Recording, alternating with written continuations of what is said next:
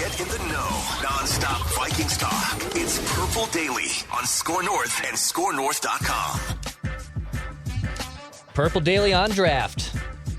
Tyler Forness, Thor Nystrom. What's going on, fellas? We're going to break down a Vikings UDFA class. We got two football nerds three football nerds. I'm not going to exclude myself from this nerd club. Both you guys did some in-depth breakdowns on the Vikings UDFA class. We broke down, obviously, the draft class last week, and we kind of teased, hey, look out for the UDFA class, because the Vikings were able to snag up some really good players in here, and I'm excited to break down a few of them with you guys here on Purple Daily on Draft. This is, I believe, our third episode now here on Purple Daily with Tyler and Thor. This is a year-round Purple Daily on Draft podcast where we're going to break down Vikings rookies, look at the draft from basically a year-long angle, look at college football players once the NFL and college football seasons start, and just kind of break down a bunch of the Vikings rookies throughout the course of training camps and the season and whatnot. So excited to get this going. Excited that you guys have joined us, too, on this ride. So hit that subscribe button for daily Minnesota Vikings entertainment. All right, fellas, I'm going to serve up the first breakfast ball on you, real, because this is one hell of a breakfast ball. Ivan Pace, Cincinnati linebacker here. Now, Thor, you did your consensus big board of all your UDFA rankings, and I believe you told me you had Ivan Pace as the second best guy in the entire UDFA class following the NFL draft. So what is it that you really, really like about Ivan Pace's game, and why did he not even get drafted? I guess that would be my two main questions there. We'll start with the second one first. And by the way, I'm so excited to get nerdy and dive deep here. I can't get the smile off my face. But with Pace, the whole reason he didn't get drafted, he's sawed off, obviously. He's 5'10". He's also undersized in terms of the bulk. Like, he went to the combine. I think he weighed in at like 232, 233, something like that. He did not test there. He decided not to test. He puts it off for the pro day. He tested there, and he tested okay. But like at that time, he was down 10 or 11 pounds, like to 222, like something like that. So the size, obviously, the issue is agents obviously wanted him to bulk up for the combine, whatnot. And then, the athletic profile, it's decent, but not great, especially when you're talking about one of the smaller kids. The speed is good, 4.62, but the agility drills and the jumps were both, just sort of like average-ish. The jumps, I guess, were pretty solid, but the agility was just kind of okay. But as to the first part of that question, what do you like about Ivan Pace? I love the way that kid plays the game. It's a hair on fire thing, and we're going through the echo of the whistle every single time. And when he gets on the doorstep, and he does so often, whether he was sent as a blitzer, whether it was in run defense, very, very rangy with that, he sticks you. And he understands leverage, which plays into, him being sought off or whatever, both when he has to confront a blocker, but he's not one of these kids who flies in hot and then goes high. Like, I mean, he's coming with the leverage to take out your lower half, and he rarely misses. Love that. Okay, so Tyler, you also said on VikingsWire.com that Pace was one of the best pass rushing linebackers in the NFL draft. So what do you like about his pass rushing ability? And does this guy also have a shot at making the Vikings 53-man roster? I think if there was anywhere that Ivan Pace was going to land to make an NFL roster as a UDFA, it was going to be with either Brian Flores or Bill Belichick, because those two gentlemen understand how to use the guy's natural gifts and maximize what they're able to do. Pace isn't going to be a guy you want to put in coverage. He's just not good at it. He cannot move laterally to save his life. And what's really interesting is Thor brings up the speed context with a 4.6 240. He has a 28th percentile 10-yard split, and both his 20 and 40-yard splits are above the 80th percentile. So he's just a very odd athletic evaluation in those contexts. But one thing he can do is rush the passer. After transferring from Miami of Ohio for the 2022 season to Cincinnati, the dude had like 7.5 sacks in Miami of Ohio in 21, but then he had 9.5 and I think 20 tackles for loss this past year. The man knows how to shoot a gap. Because of his size, he's able to leverage the offensive linemen and blockers really well, just being able to kind of slither underneath them. And he has just a knack for getting to the football and exploding downhill. Problem is, he's just limited. And I think that's one of the main reasons why he won undrafted. He's not going to be a guy you play all three downs. He's going to be a specialist. There are spots on teams for specialists. This guy could be a special teams maven as well. But because he's kind of a specialist in a very odd sense, being an off-ball linebacker, that's a pass rusher. I get why he went undrafted, but I thought he should have went in like round 4 or 5 just because of the talent he does have. Like in a scheme like this, that's going to rely on a lot of heavy blitzing, that's going to be bringing pressure from a lot of different angles. Ivan Pace Jr. has a role on this football team, and it wouldn't shock me if he ends up playing a major one early on.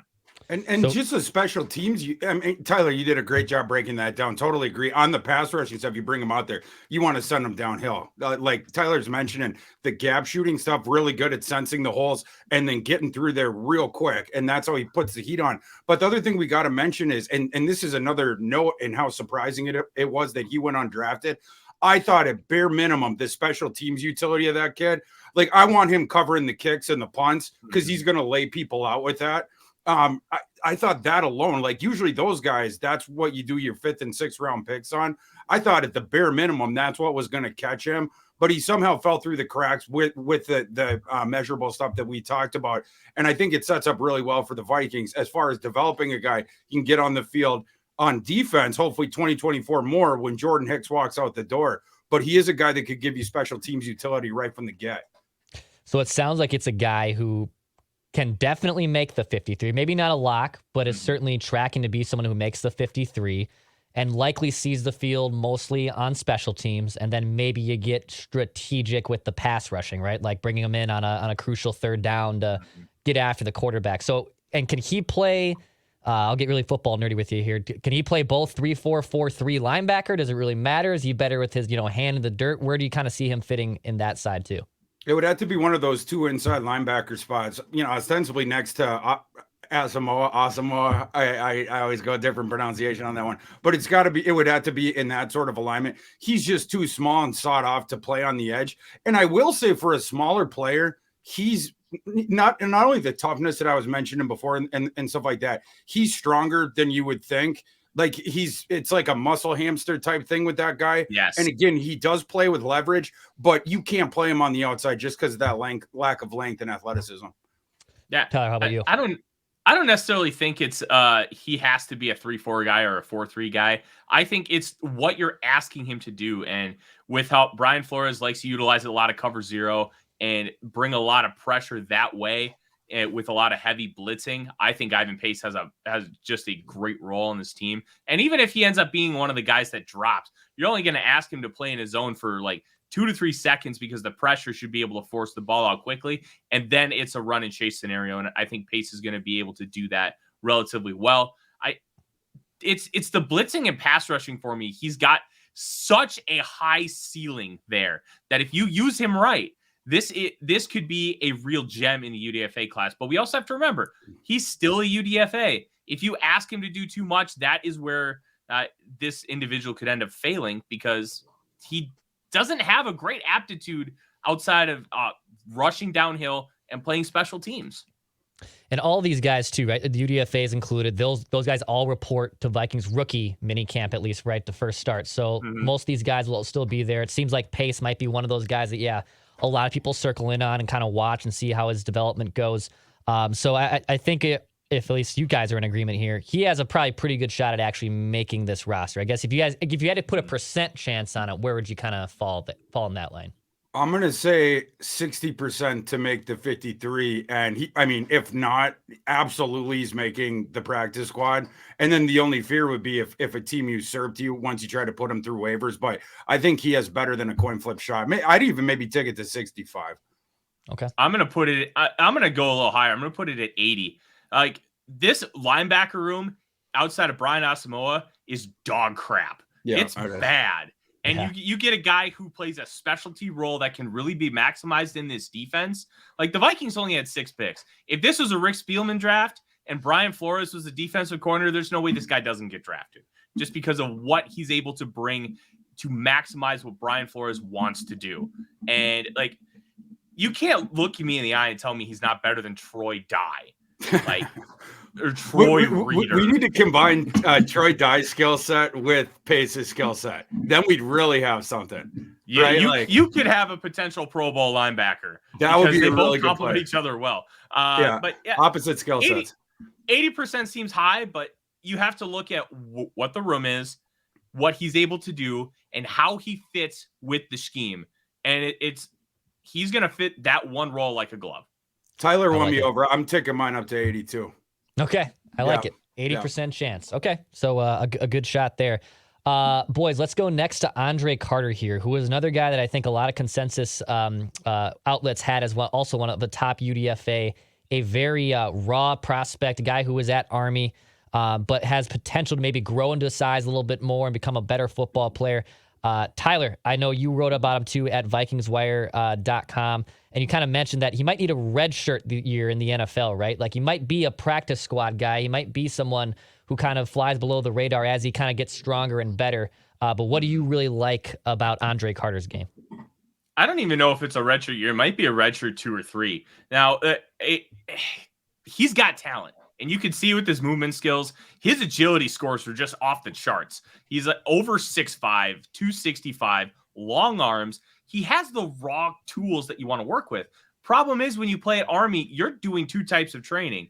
You're doing strength and like weightlifting training for football. And then you're doing endurance training, which basically eliminates all of that because you need to be a cadet as well. If he is just in an NFL system that asks him, hey, you're going to live at Golden Corral and you're going to pound protein shakes and peanut butter and jelly sandwiches for the next, 6 months, then I think you could potentially have something because of those movement skills, because I think he has a real nice pass rush aptitude. Problem is at the point of attack, he can't move a mosquito. And in the NFL, that's not going to play. They gave him $340,000 guaranteed. If he makes the practice squad, they're taking an extra $100,000 cap hit. But I think they gave him this money because they expect him to make the roster. And because they gave him that much, I don't think he makes it through waivers. And I know it might be putting the cart before the horse, but if you're giving a guy that much in UDFA money, that tells you that there was a massive market for him. I don't know if teams want to necessarily spend draft capital to draft a guy who is a couple years away from maybe being productive because of the uniqueness that is the Army football program. But when you look at the profile, how his quickness scores are just excellent.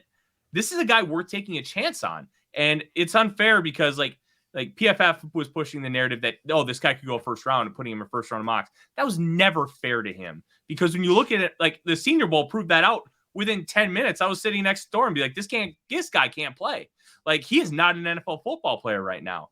And if you put the realistic expectations on, you're expecting him to sit, maybe he makes the team in a Luigi Villain role where he's the 5th guy and he never suits up without injury. You could potentially have something down the line, but this is a very calculated dart throw, or like you're basically doubling down against a 6 with an 11 on the blackjack table. Like I love that it's one. Calculated. We'll see if it hits. By the way, I always double down with an 11 against a 6. I'm going to do it every as you time. should. Got to. Thor, I know you weren't as high on Carter as others. I guess what kind of scares you about his game, or what maybe prevents him from making the Vikings roster?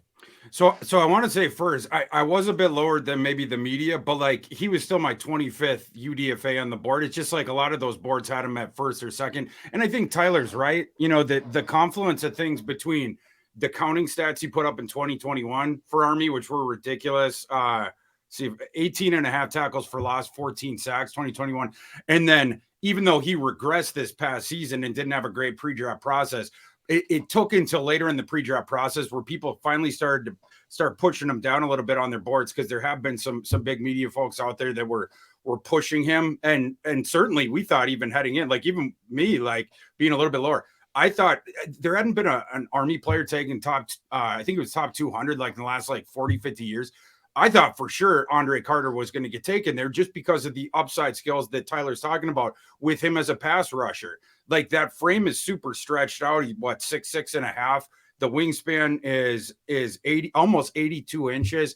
And he knows how to use that when he's pass rushing, right? Like, Dex, we might have talked about him on one of the shows, like when we were doing the mock drafts or whatever, but like the same thing that gets him the head start in the pass rushing reps is the same thing that makes him basically dead to rights in the run game when in conjunction with the lack of anchor and the lack of play strength, which is what he likes to do.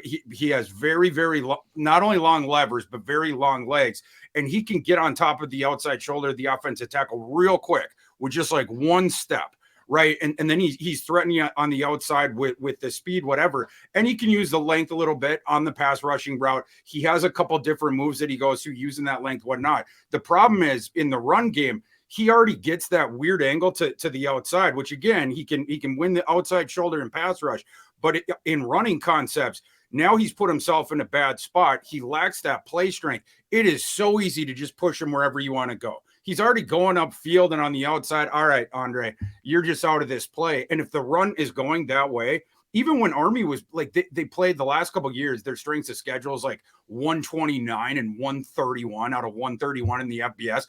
Even the crappy teams they were playing, you can run to Andre Carter's side of the field. And that was against, UL Monroe and teams like that. And like Tyler was mentioning, Tyler, I remember that. We were sitting in Mobile because you and I, we wanted to like Carter. The pass rushing stuff speaks for itself. And he's an athletic kid too, ish. I mean, not a freak athlete, but in terms of that frame's a solid enough athlete, whatnot. But in the run game stuff and the sort of one-on-one stuff where it's just like those guys in a phone booth, he was getting knocked back at will. Tight ends could do it as well. So Tyler's totally right. He needs to add the weight, needs to get in the strength room as well for a year while he sort of marinates. And then in addition to that, they got to redo his plan out of the chute. Again, he gets the head start in pass rush, but seeding all of that in the run game, that's not going to do it at the NFL level, especially when that's the issue with your profile anyway. So we got to figure that out and also teach him how to use that length better. He does have a couple pass rushing moves where, the rips and the swims and the clubs, whatnot, but even more could be done with that to develop that out because you already have the natural length there. The pass rushing speaks for itself. And also in addition to the guaranteed money he got, which by the way, I think he got the most guaranteed money in the history of UDFA. I wasn't able to confirm anyone in this class who got more money than him. The guy in the last class that got the most that broke the record, it was Carson Strong from Nevada. He had, I think he had 320, something like that. Carter got 340 and 300K of that is in guaranteed base salary. This is very important because that it is a very strong indication that you are going to make that opening roster. They're going to have to keep him off the field on the running plays. You can try to use him as a situational pass rusher in year one, though. Thor, let me ask you this quick. What do you think his value on special teams is? Because his body type is very weird. He does have the really good agility drills. I don't know if you could trust him on field goal, but could you trust him maybe doing something unique, hey, maybe he's like the personal protector on punt coverage, kick return. How do you utilize him there? Because that's where I'm not 100% sure if he has any value. Yeah, it's funny you bring up the field goal block. It was the one unit he was used on throughout at Army. Basically, all of his special team snaps are on the field goal blocking unit. And yeah, that's where we want him. That's another thing year one. Pal, you're going to be on the field goal block team because you're 6'6.5". You have those 82-inch wingspan, whatnot, and he can get up in the air a little bit.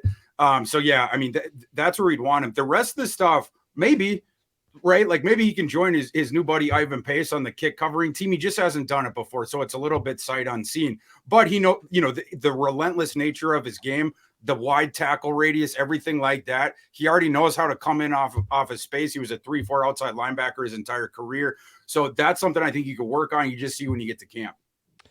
All right. So percent chance this guy makes the roster. What do you have? This one, I'm going very high because I think they've already tipped off to us that he is going to make the roster. And we had talked about all the edge rushing questions with the Vikings heading into the draft. Didn't get anything there. You had this kid. I'm going to put this one at 95%. I would be very surprised if Andre Carter is not on the 53. I'm going to be a little lower. I'm going to put it at 70. I think they expect him to make the roster, but because of how the practice squad money works out, it's $100,000 loss if they end up waiving him and he ends up on the practice squad. So I don't think it's this nightmare scenario if he doesn't make it.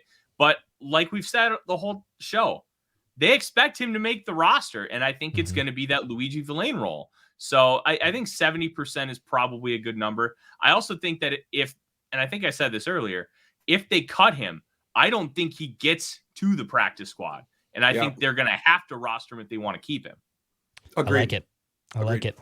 The next guy on this list that I saw other people had, at least another as kind of a consensus top 25 guy, and this is on the offensive side of the ball, Malik Knowles, a wide receiver from Kansas State and kind of a jack of all trades. I believe I saw he had touchdowns as receiving, rushing, kick return specialist, who he brought 3 back to the house at Kent State. So kind of just an electric playmaker, but probably obviously a really raw playmaker. After, obviously, you have, Justin Jefferson, Jordan Addison, and KJ Osborne, but I kind of feel like maybe that 4th wide receiver spot, and we'll see if maybe the Vikings only keep 5. I don't know how many wide receivers they'll end up keeping, but does this guy actually also have a shot here of maybe being one of those last receivers taken? I know there's other guys like Jalen Naylor too, and who have kind of bounced around and could potentially be, 4th on that depth chart. What do you guys make of Malik Knowles out of Kansas State? Forno, I'll start with you actually.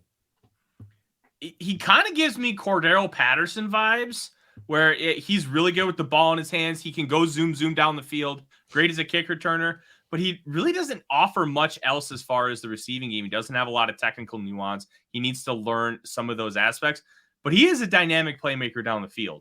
And when you have that ability, the idea is that you can work with the rest. Now, can he develop that? I think is the biggest question about his game. He did not test it all during the pre-draft process. He was a guy that foregoed testing at the combine and then didn't test at the pro day. And in all my research, I couldn't find any history of an injury. He got hurt in the Big 12 title game, but then played against Alabama a few weeks later in the Sugar Bowl. So I don't know if there was something that was a continuation from that. And in my research, I couldn't find anything. So I thought that was really odd that he does not have any testing. Maybe Thor has heard something that I haven't, but this is a calculated dart throw again. You have a guy with a bunch of unknowns. Can you develop him and teach him to be something that he currently isn't? And I also find it intriguing that the Vikings bring in another kick return guy. Yeah. They brought in Brandon Powell this offseason, and now they have Malik Knowles, like 2 bona fide kick returners. We know Powell returned a punt against the Vikings for a touchdown day after Christmas a couple years back. But what does this say about Kenny Nwangwu? Like, he's got 3 returns in 2 years, but he's shown to offer absolutely nothing on the offensive side of the football so far, and no potential to add anything on the offensive side of the ball. So where does that leave his standing? Because he's not developing there, do they maybe try to move on? Is that what this move is about? It's a little reckless speculation, but when you talk about continuing to bring in kick returners, when you have a Pro Bowl one on your roster, like, that raises eyebrows. Yeah, so speaking first to the thing with the pre-draft stuff, he had like a PCL like cleanup in February, and that's what ended up knocking him out of the testing, which is too bad for him, because I think if he had tested, that he would have had a shot to go at the end of day 3. But Tyler, that it's really well said, like how you set that up. The utility on special teams as a return man speaks for itself. He had 3 kick return touchdowns in college. He can do that sort of stuff. The speed speaks for itself on the field, and going, like, he had a track background. The numbers that I was seeing pegged out there for his speed, which I agree with from his tape, would be like low 4.4s. I think he would have been somewhere in that range, but we just didn't know the rest of it. And so much of his profile was predicated on the athleticism. So having all those blank boxes in all the athletic tests, it didn't help his cause at all. There is that rawness as a receiver, but you have that athleticism and you have the utility of the return man thing. He's probably going to need to win that return job in order to get a job on the 53, because I don't think in year 1 he's usable as a wide receiver. But I do think that there's something to develop there. And he was a little bit better, like, than you would just sort of think, like, looking on from the outside. I think it was 3 of the last 4 years at Kansas State. He had PFF grades like 72 or above as a receiver. And again, the return utility speaks for itself, but like, he's showing some flashes there. You just have to manufacture the touches for him and let him run. But like, hopefully the Vikings, if they do end up taking him, whether it's on the 53 because he made it as a returner, or whether more likely it's the practice squad in year 1, you just sort of polish off the rough edges as far as his receiving goes, and then you're still hoping for that big utility on special teams. So probably, obviously, a longer shot than the other two guys we just talked about in, obviously, in Pace and Carter. But probably what? You're going to give these guys, what, maybe like a 10 to 20% chance of probably making the roster? Is that probably even too low? Is it too high? What do you guys think? I'll start this one for now. It's like poker. Which one of us puts the chips up first? I'm gonna say 15% for Knowles on the 53, but I'm going to have all the rest of my percentage on practice squad because I absolutely think they're keeping him. If not, so I'll say I guess that'd be 80. I'm trying to do math in my head. 85% he makes the practice squad. Okay, for now. I'm gonna go significantly higher. I'm gonna go 40. Right. So you have let's look at the wide receiver room. Justin Jefferson, Jordan Addison, KJ Osborne, Jalen Naylor, and a scrap heap. I think you could realistically say with that special teams ability, and you need that from your wide receiver 5. We lost a great gunner in Chris Boyd. Put Malik Knowles in that spot. And then he's pretty much unusable as a wide receiver, but we're projected to go towards more 12 personnel. That 5th wide receiver is going to be asked to do a significantly less than what they were before. And there's a non-zero chance he makes his team. I would also put the rest of my chips on practice squad, but special teams utility I think is going to be key when determining a lot of the back end of this roster, and Knowles has that. Okay, for sure. All right, boys, I'm going to go down a different path here, and I know I have been one of the few guys, maybe the only guy, who during the regular season said there is no kicking problem with Greg Joseph. There is no kicking problem. It became a little bit of a bit here on Purple Daily, but the Vikings did bring in Jack Podlesny from Georgia, a pretty decorated kicker here, a guy who's made some big kicks in big games for Georgia. I think what Vikings fans would love to hear the most, only missed 2 out of 184 extra points last year at Georgia. Kicking-wise, 82%. So maybe you'd like that number to be a little bit better after 3 years. But, kicking in college is also pretty difficult, too. Does Jack Podlesny have a legit shot to push Greg Joseph as the starting kicker in week 1 of the NFL season? Will they give him a shot? Right, like I felt like last year, the guy they signed, who had the second best mustache at the combine, Gabe Bursich from Oklahoma. Only guy with a better mustache at the combine year before last. It was Dulcich from the Broncos. But with that being said, like I was like, there's because he was Bursich was one of the best UDFA kickers last year. But like I don't even think he made it to June with the team. I think they brought him to the rookie mini camp, and then they're like, no, we're good. I hope that they bring Podlesny through into camp because he's a legitimate kicker. Like on my board, he was the 3rd kicker. I actually had him overall a bit ahead of Malik Knowles. Sometimes there's even some drafts where 3 kickers will go. But yeah, I mean, the Vikings get access to him here. I do think you bring him into camp, he's at least going to put some pressure on Joseph and have a shot. But yeah, I just don't know if that will be a fair fight and if the Vikings are actually going to give him a shot. Here's the thing with college kickers. I had somebody tell me that, you really can't do anything when it comes to these college kickers because they don't have, any damn technique. They're basically just kind of kicking. A lot of times, special teams coaches, from what I've been told, will go and look, hey, can I fix this guy and actually teach him technique? So I really have no idea what Podlesny is going to be at the next level. And, it was kind of mentioned earlier, kicking in the college game is so incredibly different than kicking in the pro game. One, you're using a different ball, and that affects trajectory. You're also kicking from much wider splits, which completely impacts how you're trying to aim. And when you're on a far hash, if you aim just a 1/4 inch wrong, that ball's going wide. So you kind of incorporate all those things. Does Matt Daniels think this is a guy worth fixing? Does he think that he has a high ceiling? That something to keep in mind. I think he hit less than 50% of his field goals from past 40 yards, which is, to me, is a big red flag.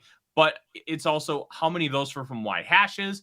Can that be fixed? Can you work on it? How much of it is just a leg issue? There's so many weird, unknown variables when it comes to college kickers. We talk about all the time when watching the college games.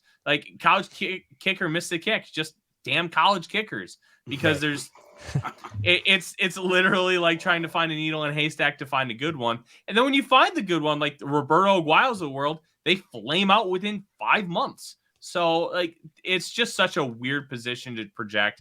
Could this guy be something? I don't know, but it would behoove the Vikings to actually give him a run in training camp, because you just never know. And Tyler hit the picadillo well there with Podlesny, which is the long stuff. And that's the thing that might prevent him from having the NFL future. But from inside 40 and on the extra point stuff, Dex, he already brought up his accuracy with that. He's very reliable from there. And the other thing that I would bring up, well, two pieces of context. Number one, he's kicked in a whole bunch of big spots for Georgia. And because of the games that Georgia will play, not just in the playoffs, in those big stadiums and the big domes, they would also do the kickoff games, like this past year was against Oregon, forgot the one before, but where they would play him in the big dome, the Georgia dome and different stuff like this. So he has experience in the big spots, but also kicking in, NFL sized playing fields, whatnot, and being reliable with that. It's just, yeah, you push him out past 40. That's where it can be up in the air. We'll have to see how he does in camp with that. So probably what, 10%? At least this point, kickers are so weird, right? Like if he has a really good rookie mini camp and like impresses in stage 1 and then gets to training camp and, who knows? Then it becomes kind of anyone's battle where it's just you're pushing for one guy here. There's one guy for one spot, so anything could happen.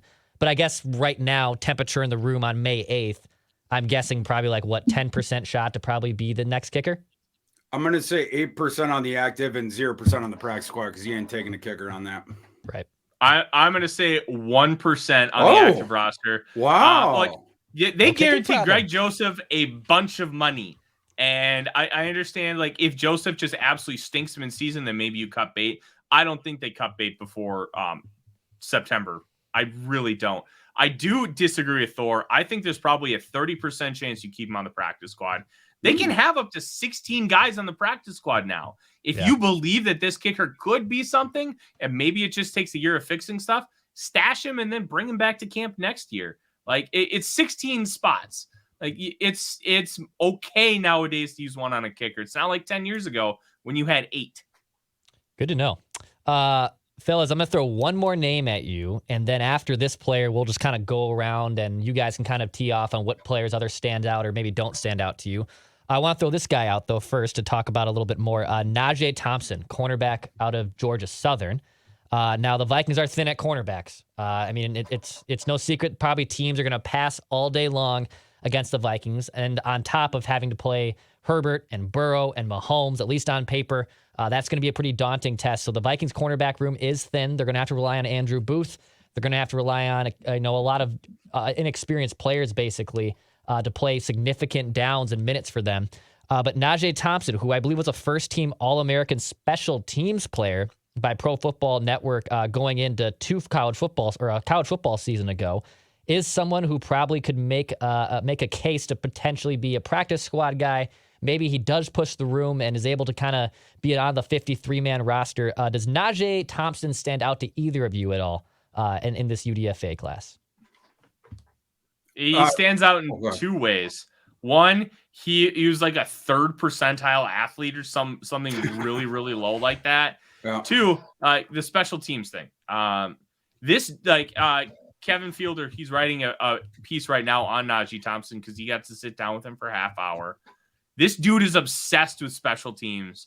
Like we are obsessed with the NFL draft. He loves it. He lives for it. This is a guy that Urban Meyer would have just begged for when he was coaching in the college ranks.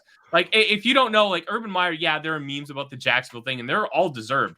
But one thing he always preached, special teams, special teams, special teams. You had like All-American receivers playing punt gunner. Like that's how much special teams mattered to Urban Meyer and how those teams fought, like to just be on special teams.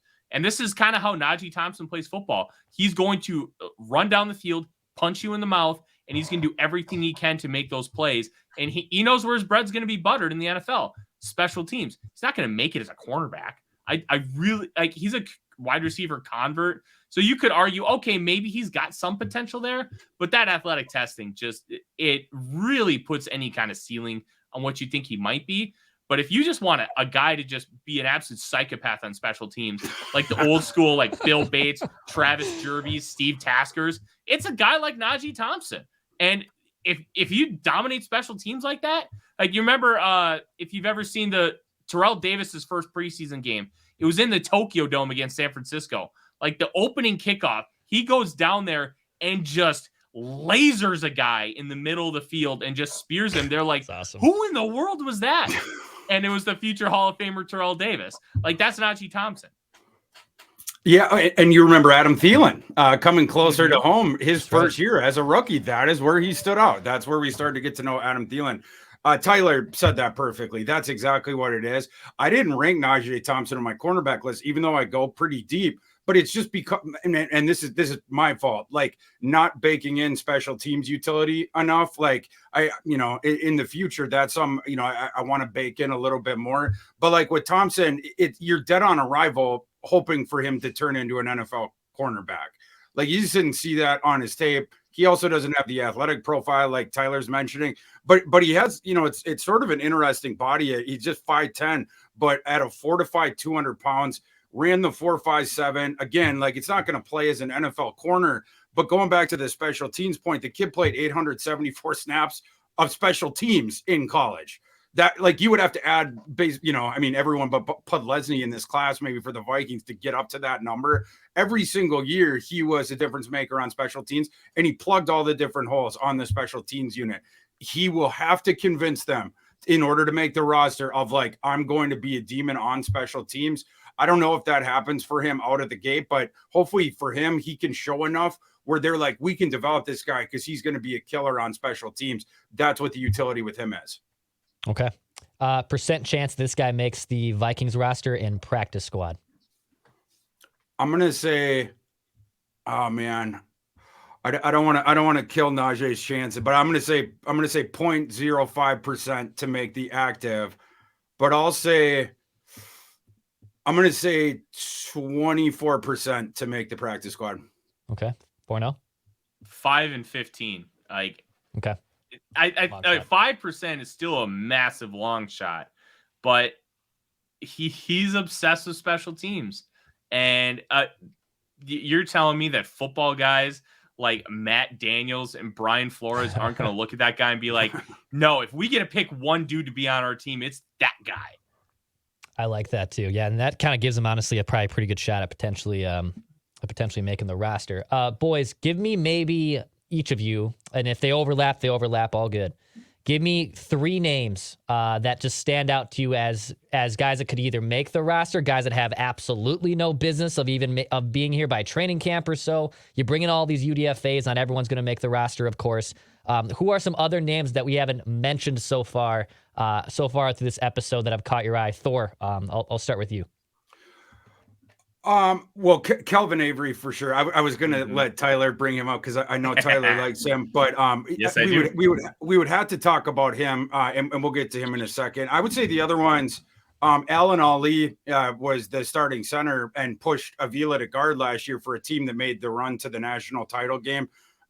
We'd talk about him too. And maybe the last one I toss out, maybe Ben Sims from Baylor, the tight end, because at least he has developmental traits and you can do different stuff with him. But he, like, in terms of the speed and the size, that combination, he has that. Shown a little bit as a receiver, but he still needs technical work on that and as a blocker. But yeah, those would be the 3 guys I'd toss out. And Avery might have the best shot of them of making the roster. The only other one I think that bears mentioning is Jackie Chen from Pace. He caught my eye when I was going through like all the guys a couple months ago, because the developmental traits are there, I feel like, for a kick inside to guard. Like, he has length and everything like that. And he was very, very good, but at a way smaller level. He went to Pace. But so, like, he played tackle there. He doesn't have the play strength or the technical acumen like that to hang on the outside in the NFL. I think he's only 6'4" as well. But like on the inside, doing some of the zone, different concepts like that, I at least thought the traits were solid enough that a team could take a shot on him in round 7, or he was going to be a priority undrafted free agent for someone. Obviously, the Vikings picked him up. Yeah, I'm big on Calvin Avery. Nose tackle, Illinois. And if you watched Illinois at all last year, their defense was one of the more fun to watch in all of college football. They have dudes coming back on the defensive line that are just fantastic. But one of the big things for me was, like, he's a true nose. And this team does not have really a true nose. Like, Kyrus Tonga, he played more on the outside last year in like a 4-5 technique role. He is a nose tackle by trade, but I think it might be smarter to keep him on the outside and then you plug Avery in there, because I don't think Harrison Phillips is a nose in a 3-4. He's more of a one technique in a 4-3, just with his build and he's not a 2-gap kind of guy. He's more of a 1-gapper. I think Avery could slide in and be that 2-gapper. I like what Thor mentions with Ali. He's a big dude. I think he's 6'6" for a center. And I know Joe Tippmann got drafted at that size, and then Creed Humphrey did a couple years ago as well. I'm still mad at the Vikings for not taking him, but that's another story. It presents in unique challenges and unique gifts because of that usually means you have a lot longer length, but it's a lot harder to get underneath defensive linemen with leverage, since you have a lot of those guys at like 6'1", 6'2". They're able to keep their pad level low. So that's an intriguing one, but it's always good to bet on experience. And Thor hit it with Jackie Chen. He's actually 6'6", 310. He got to pace at 240 pounds. And there's intrigue there. And it's always good to try and develop an offensive lineman. You never know if you're going to hit on a Jordan Mailata. You're probably not. But if you have a guy that has the tools and has traits to grow and develop, like, I don't know, like, he intrigues some teams in the process, but he's probably a guy you can sneak to the practice squad, and maybe in a couple of years, you have yourself a swing guy. And that's a massive win if you're paying a swing guy like $840,000 instead of like $2.5 million like they initially signed Chris Reed to. Like, that's a big win. I think that's a bet worth taking. But a lot of these guys, like, they signed Ivan Pace's teammate, Wilson Huber, who also plays middle linebacker. I don't think he has a shot. Abraham Beauplan, the Marshall kid. I think there's some athleticism there, but I don't think he's got a shot either. I think we kind of hit the nail on all the guys who probably have a decent chance to make the roster. A guy I will mention that I forgot to. Thor, Cephas Johnson, the Southeast Louisiana quarterback, who they signed as a wide receiver, 6'5", 225, ran a 4.6. I think they may see him as more of a Taysom Hill kind of gadget guy to Joe just Webb. Do a lot of different things with. Oh, he's not the athletic profile of Joe Webb, but he's bigger. Like, this is a split end. This is a guy that you could line up as a Y, but he's not a true tight end. Like, if you're running 11 personnel a lot, he's the type of body you'd want because he's going to be a much better blocker than a lot of those smaller receivers. But I think with the quarterback background and the athletic profile that he presents, that's a very intriguing guy to watch during mini camp and training camp. I agree with that. Yeah, I was just going to chip in with Cephas. You know, he'd started at South Alabama as a quarterback and just couldn't hack it there for a couple of years. Transfers down to Southeastern Louisiana, who has one of the most high-powered FCS offenses. And he got time at some of these other positions like earlier on. Last year, not as much, but he had 37 snaps at non-quarterback offensive positions in 2021 and 33 in 2020. So they've experimented with him a little bit around there. And he was solid in the FCS as a quarterback last year, but he's not an NFL quarterback. Tyler hit that one on the head. It's the athletic traits. You're just shooting the moon on that with the dart throw, whatever, but it doesn't cost you anything to bring him in. But he's over, so 6'5" and 1.8, 220 pounds. And then he has the speed as well. Can you teach him the other stuff? Can you add weight to him to turn him into like an H-backy, maybe a tight end someday? They're going to have to figure that out in camp. But I like the dart throw on that kind of a guy. And speaking lastly to the offensive line, guys, I don't know if we hit our percentages on these guys yet, but I think one of Ali or Chen is going to make the active roster. The Vikings just don't have good offensive line depth, right? Like on the interior, you're talking Schlattman, Chris Reed. What else do you have? And that's where I think Chen is headed. Chen can play guard. Ali is probably confined to center, but Tyler did mention he's a little bit taller for that, so maybe they could play him at guard too. But I think it's those two guys going head to head for a roster spot unless they end up bringing someone else in. Did Ali play guard at all at TCU? I know he pushed Avila out to center this year, but did he ever play guard? Not at TCU, may have at SMU before that, like before he transferred. Yeah. And like, you can tell how bullish TCU was on him, where you're moving out like a guy who ends up going in the second round from the position he had played Avila, getting him to guard, whatnot. But yeah, just the ranginess of that kid. And yeah, he's going to have to prove to them that he can play the multiple spots, give him a better shot in the argument against Chen potentially. I love it, fellas. Look at that. That was meat and potatoes right there. UDFAs, 45 minutes in your face of Vikings UDFA coverage right here on Purple Daily on Draft. I think a little tease for next week, because we thought about maybe bringing this up on this episode. We said, you know what? We should save that as a fastball for next week. We're going to take a look at those 2024 mocks that came out from, I believe, Todd McShay and others that also, because the draft never ends, and that's why the show exists, the early mock drafts 1 year out and how it pertains to the Vikings' plans going into that draft, because we're always looking to mock, and we're always looking at what the Vikings can do at the draft. So for Tyler Forness, for Thor Nystrom, hit that subscribe button. This has been Purple Daily on Draft. We're here every Monday right here on the Purple Daily YouTube channel. Mackie, Judd, and myself back at full strength on Tuesday.